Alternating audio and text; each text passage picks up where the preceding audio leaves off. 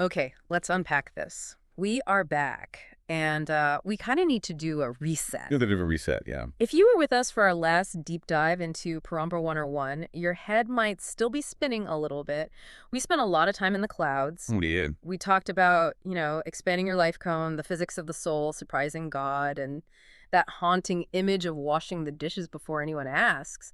The whole day 5 It initiative. was heavy on philosophy. We were Yeah. basically mapping out Yeah. the software of the human experience, Yeah. the operating system of the soul, if you will. Exactly. But today, we are doing something different. We are looking at a set of sources that the authors explicitly call an appendix to all that. Hmm. And honestly, it completely flips the script because the argument here is that you can have the most sophisticated software in the world, you can have the intention to be a saint, but if the hardware you're running it on is, well, Well, it's overheating, glitching, or short-circuiting, that software just isn't going to run. it's a huge reality check. Yeah. And it's a critical distinction. The core conflict in these documents is framed as domestication versus the wolf. Right. In the last discussion, we looked at psychological domestication, how society trains us to be reactive. But this technical paper, the metabolic neuroendocrine interface, argues that we are biologically domesticated. That's a heavy term, biological domestication. It Yeah. almost sounds like we're being farmed. In a way, the source suggests we are. Our modern metabolic environment, the constant flood of sugar, processed carbs, and just comfort, it creates a state of synaptic blurring. Synaptic blurring. I love that term, but it also sounds terrifying. It is. The central argument is that you cannot achieve that high-level perception we talked about, that day 5 thing, if your brain is inflamed. You literally cannot see the signal because there's just too much noise.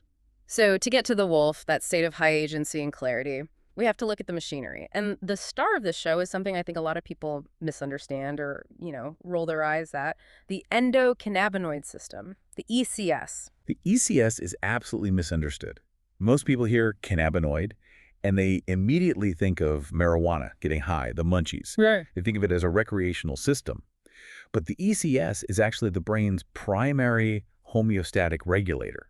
It isn't there to get you high. It's the circuit breaker that keeps your brain from, frying. Let's break that down because the source material makes a really big deal about the mechanics here.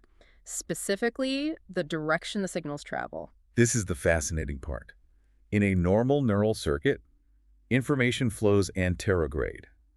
That means from the presynaptic neuron, the sender, to the postsynaptic neuron, the receiver. Okay. It's like a boss shouting orders at an employee. Do this! Fire this signal! So the flow is one way, boss to employee. Usually. Yeah. But the ECS works in reverse. It uses retrograde signaling. So the employee talks back to the boss. Exactly. Or, a better way to think of it is, the employee has a dimmer switch for the boss's microphone. Okay, I like that. When a neuron is getting overwhelmed with too much input, too much excitement, too much noise, it synthesizes these endocannabinoids on demand. They travel backward across the synapse, bind to receptors on the sender, and basically say, hey, cool it. Too much noise. Dial it down. It's a braking system. It's a precision braking system, and that precision is key. The source material uses this musical analogy. Think of an orchestra. Okay. If the brass section is just blasting away, you can't hear the violin solo. The ECS is like a conductor pointing specifically at the brass section and saying, hush, just for a second, so the cello or the violin can be heard. It creates contrast. It silences the noise so the signal, the melody, is crystal clear. And this brings us to what the paper calls the weed paradox. Yes. Because if the ECS is so good and it's made of cannabinoids, why does the source material say that smoking weed causes synaptic blurring? Shouldn't it help? This is where it gets really interesting, and it's a vital distinction for anyone interested in high performance.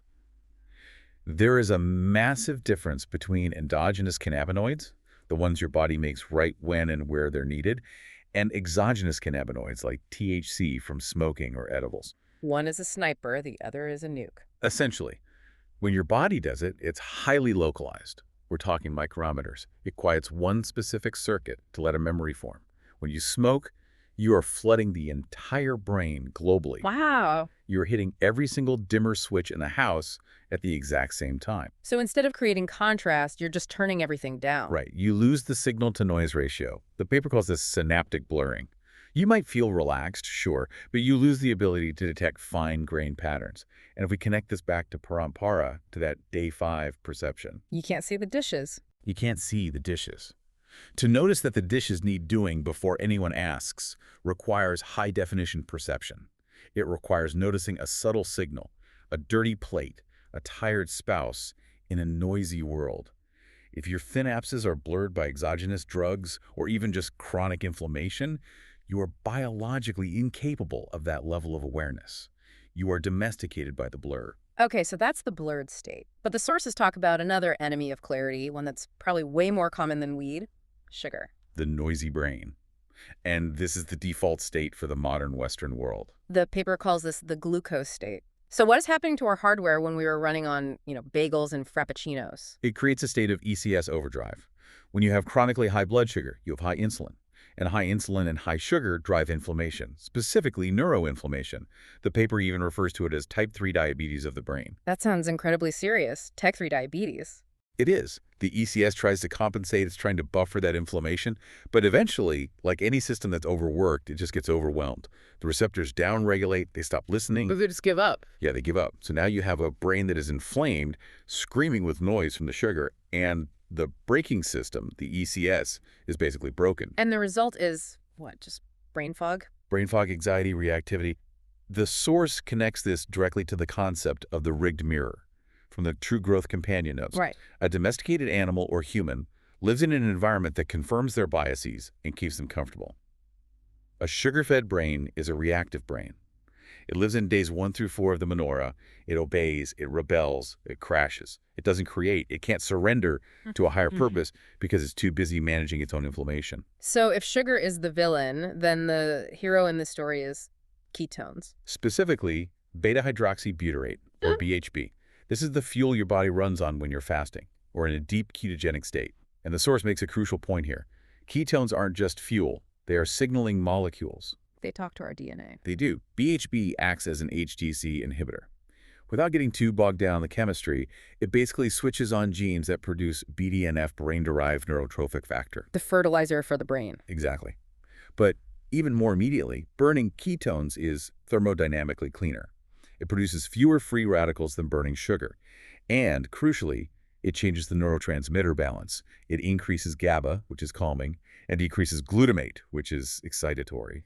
So sugar makes the brain loud and frantic. Ketones make the brain quiet and efficient. Yes. The quiet synapse.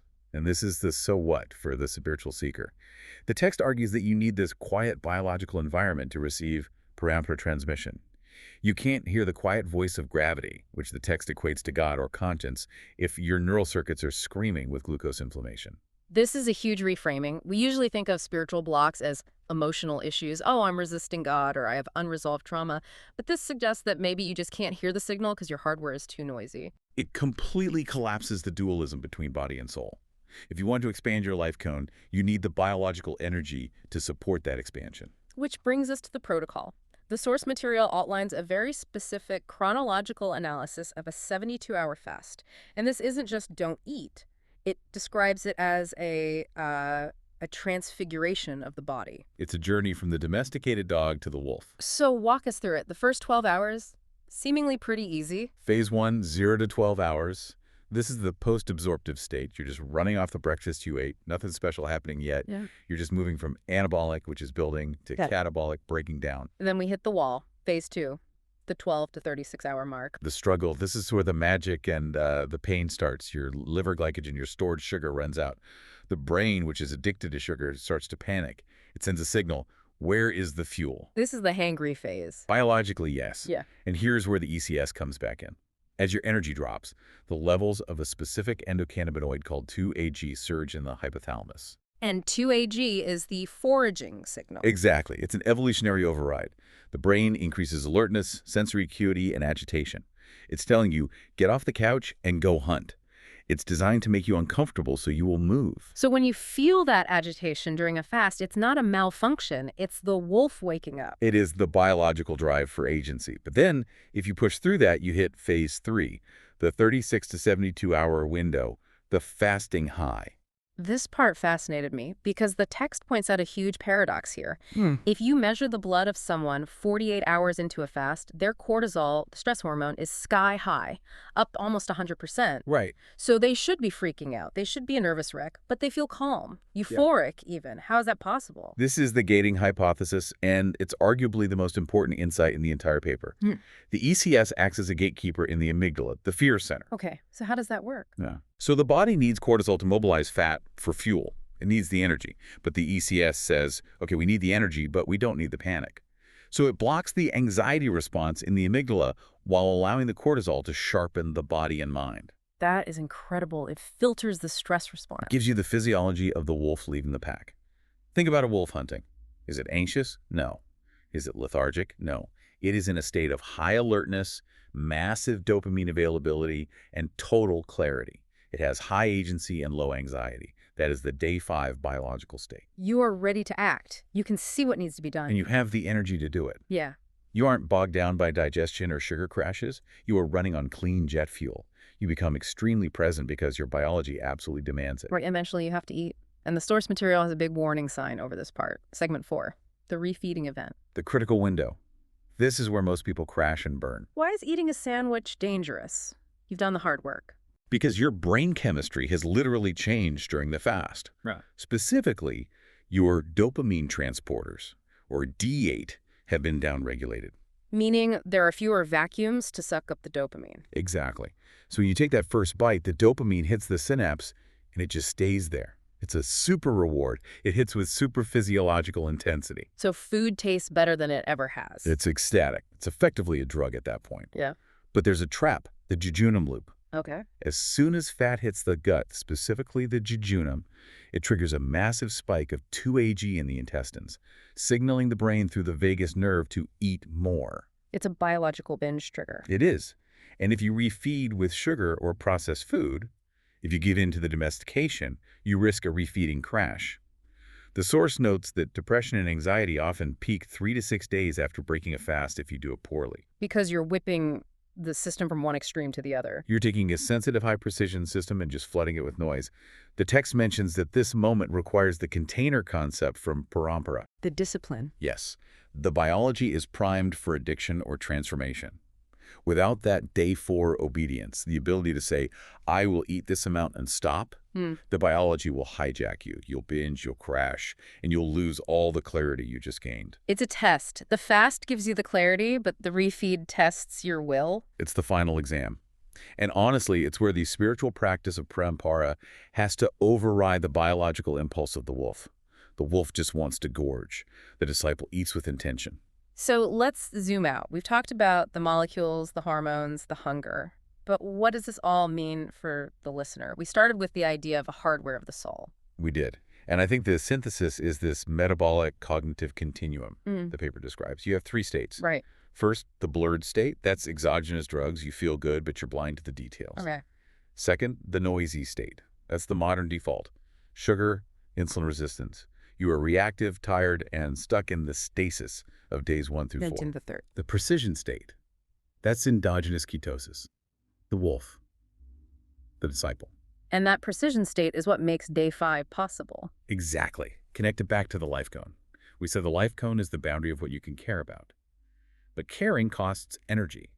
Action costs energy. If your mitochondria are inefficient, if your synapses are inflamed, your life cone physically cannot expand.